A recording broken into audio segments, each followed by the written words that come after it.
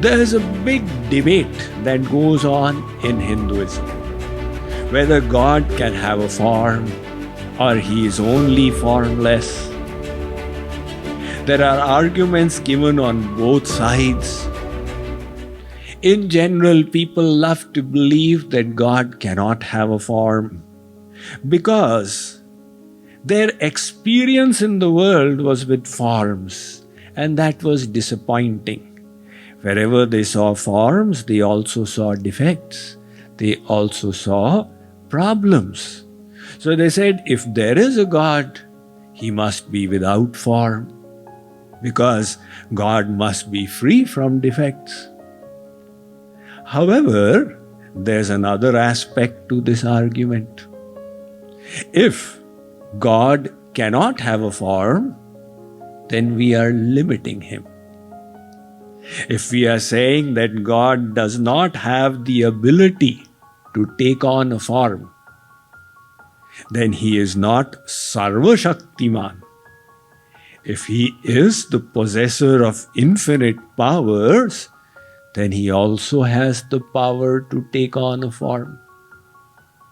We souls, who are so tiny, we have also taken on forms.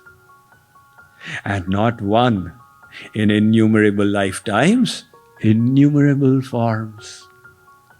So if we souls can take on a form, what is the problem in God taking on a form?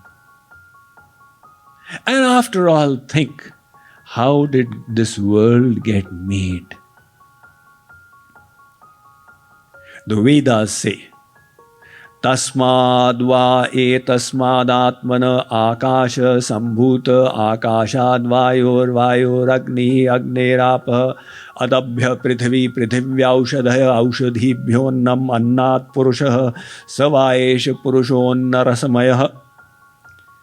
The Taittiriya Upanishad states that the first element that got created was space. See, we take space for granted, but if there was no space, there could have been no creation. So the first element to get created was space. And that space is without attributes. You can't touch it, you can't see it, you can't smell it, you can't hear it. From space, God created air. In air, the quality of touch came. You can feel the air while you can't feel space. The Father did not have attributes, the Son developed an attribute. You could not touch space, and space is the source of air, and air you can touch. And from air came fire, and fire you can see. Air you could not see, fire you can see. Again, one attribute got added. From fire was made water, and water you can taste.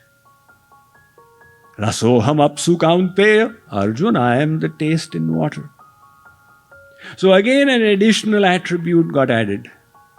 And from water, the earth got created. In earth, the quality of smell came, which did not exist in water. And from earth, the living entities were born. This whole world manifested full of forms and shapes. So how did this world, sakar, full of forms, get created? From nirakar, from space, that which had no attributes. So how did the formless come into form? How did space convert into this whole creation?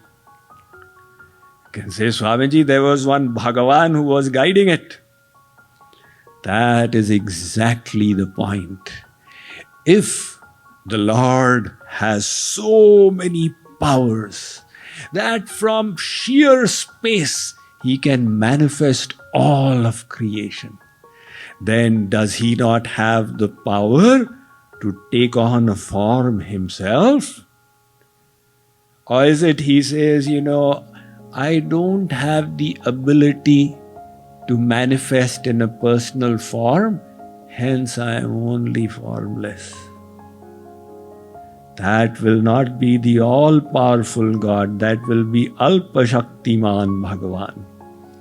If we accept that God is Sarva-Shaktiman, then we have to accept that He has the ability to take on a form.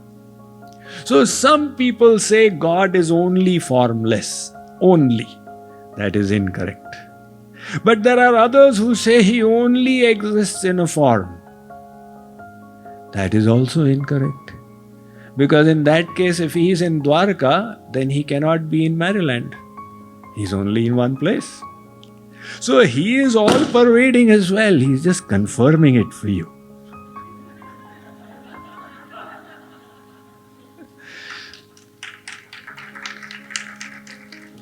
See, the debate is some people say only formless, others say only having a form. Now you change that only into also. He is also formless and He is also having a form.